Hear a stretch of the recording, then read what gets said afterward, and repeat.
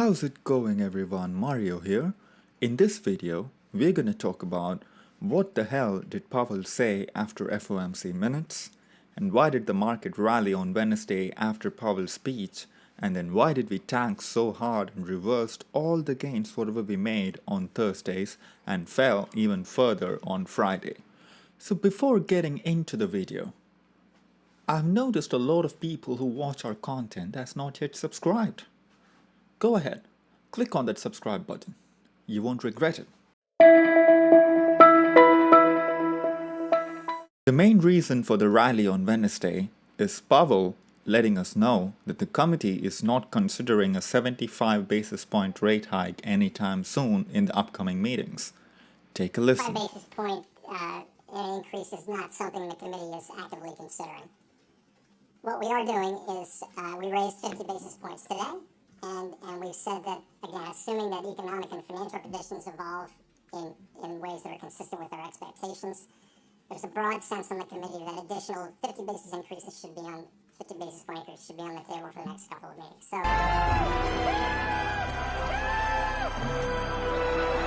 What the fuck happened? What happened? Market jerked off to this news as usual. We had a huge short covering rally in SPY. We closed above certain important resistance levels, and that close was pretty good. And then we had Thursday. We not only reversed all the gains whatever we made on Wednesday to the close, but also we closed the day lower. We're gonna go over what happened on Thursday that triggered a sell-off. It was a global story. It has nothing to do with what's going on in US. This news came from England. Thanks, Governor. Faisal Islam, BBC. This appears to be very close to a recession. I don't know how you define it. How can you justify to households hit by this cost of living crisis further exacerbating that in the middle of what looks very much like a recession? Well, thanks, Faisal. As you say, it is a very weak projection. It's a very sharp slowdown. There's a technical definition of a recession. It doesn't meet that, but put that to one side. It is a very, obviously, sharp slowdown in activity. Challenge, of course, is that on the other side of the path is where inflation currently is, but more particularly the risks as we see them going forwards. And I would highlight, as we say in the minutes, actually, in the statement, that the risks are, if anything, on the upside, we think, to inflation. Thursday morning, shit hit the fan when Bank of England came out with a 100 basis point hike and said economy will reverse and inflation will peak for more than 10% and the risk of recession is very high. Do you think we are not in 10% yet? Do you think we are fools? I say inflation is already way above 10% and they are expecting more pain to come. In India, they had an emergency meeting and gave a surprise rate hikes to 40 basis points as the inflation concerns are growing larger and larger as the day passes. Countries all over the globe are panicking and are taking steps to do damage control on the biggest policy mistake that caused the rampant inflation, which also opened doors for a potential recession by the end of 2022. Meanwhile, in US, we jerked off to the fact that they're not going to increase the interest rates to 75 basis points. Boys, this story does not have an happy ending. I gotta give it to Bank of England though. At least they were honest about the fact that they are fucked. Now they're doing the damage control. They're trying to regain the trust from the public. They're trying to regain the trust from the market. I say it's a bit too late. England is expecting their energy costs to go as high as another 40% to the upside. Inflation is set to touch more than 10% in upcoming months. Do you think they're the one who are struggling through all this? No. I say it's me and you, the middle class folks who works from 9 to 5. They made the mistake. They propped up the stock market. They made the rich even more richer. At the end of the day, it's us who are paying the price. Funny how it works, isn't it? I like the way how Muhammad Al-Arian put this. You can't show up on TV and tell American public that the employment is improving, economy is strong, labor force participation is high, inflation is also sky high, but we're not going to raise 75 basis points. So I can go on and on about this, but we don't have enough time, so let's get on with the analysis of SPY.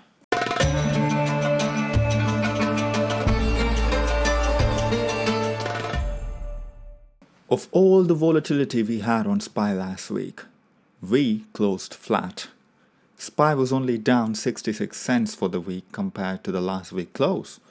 How about that? If you check the charts, we have been trading in a range on SPY between two price points, $405 and $429.50 for the past 7 to 8 days. Is there anything to take away from this? This is what you need to know about range-bound trading. The longer the stock trades in a range, the higher the breakout or breakdown will be. What do I mean by that? Let's say you're bullish on SPY. You think the SPY will go higher. So what you're doing right now is whenever SPY hits 405 to the bottom of the range, you're buying. You're just accumulating as long as the SPY held 405. When the SPY breaks down below 405, the stops will start to kick in, and every single long expecting a breakout above 429.50 will start selling, which increases the selling pressure to the downside. The opposite is with a bear case. If you're a bear and you're just accumulating short positions at every single resistance levels which you have on the way up to 429.50,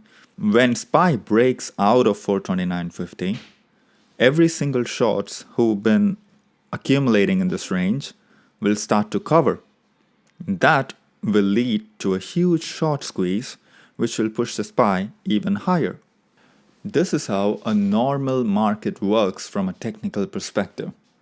But in a downtrend or in a bear market, breakouts or strengths will be sold into most of the time. What do I mean by that? If a stock is in a bear market, any rally it gets will be shorted. It's opposite in a bull market. If a stock is dipping in a bull market, any dip will be bought right back up. But right now, we are not in a bull market as SPY is in a downtrend. Any rally it gets, bears will be right there to short it right back to the ground. It doesn't happen all the time, but that's how it works most of the time. So let's go over these two scenarios. What happens if we break out above 429.50? Or what happens if we break down below 405? And we'll also go over the numbers which you need to watch out for in between 405 and 429.50 as well. Since the trend is in the favor of bears, let's start with the bear case. So what happens if we break down below 405? Breaking down below 405 clearly, easily opens door for filling that gap at 400 to 403. Where did this gap come from? This gap comes all the way from April of 2021. Markets gapped up from 400 all the way to 403 that day, and there is that gap which needed to be filled, and it never got filled for a long time. It's not the gap filled which we're concerned about. It's how the price is going to behave after filling the gap. That's the most important thing. 400 is not only a psychological support on SPY, but also a pretty important one. If we break 400 in SPY, that opens doors for 397, 394, and 385 down south. It won't be a straight flush to the downside all the way to 385, but a series of slow burns with a series of lower highs, lower highs, lower highs, like how we saw for the past few months. This scenario is the higher probable case right now if you consider trend in our favor. That being said, the bounce or closing the week positive is still in cards after 4 weeks of absolute destruction. Now let's go over another scenario, which is for the bull case. Let's say we go above 429.50. What happens after that? Above 429.50, the 50 SMA in daily chart will be starting to act like a magnet. The 50 SMA is coming in right at $435.87. If we break above 429.50, that number will be something which we'll be keeping an eye on. Will we go above that this week? Possible. Will we go all the way and close the week at 385? Very much possible. So we gotta wait and watch. But the most important part to keep an eye on is the numbers in between 405 and 429.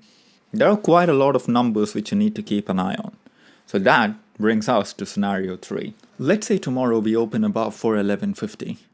Opening above 411.50 puts us to test the pocket 1. If you go back and take a look at the notes we sent out on Wednesday, we gave out 2 pockets. The pocket 1 was 414.50 to 416 and pocket 2 was 416 to 418.50.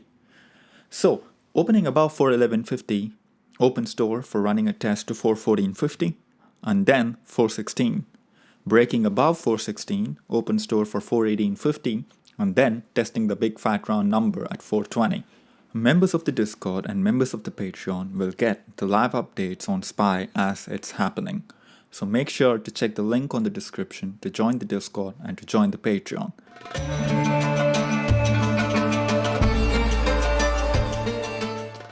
Now let's discuss what are my biases leading into next week. Before I start this session, I want you all to understand this is just a bias. I can be wrong. And I don't base my trades on the bias when it comes to short term. I base my trades based on the numbers that's been offered by the markets. So that being said, we do have CPI data leading into next week on May 11th. Any lower inflation print will offer some good bounce to the markets, at least on a short-term basis. If we do bounce, you have the numbers to the upside. But if we get a higher CPI reading, which is the higher inflation reading, markets are going to take another leg lower, yields in dollar are going to take another leg higher. If we do go lower on SPY, you do have the numbers explained a few minutes back. Remember, we need to break the range of 405 to the downside or 429.60 to the upside. Wait for the confirmation. Wait for the daily candles to close above or below these numbers before taking any trades to the upside or to the downside. FOMOing in is the biggest mistake you can do to your portfolio when the volatility is crazy high. That being said, manage to risk wisely, take high probability trades, join the Discord, join the Patreon, link is down below in the description. You will get daily updates on SPY, QQQ, and the daily stock picks on the stocks which I'm watching. And see you guys on the next one.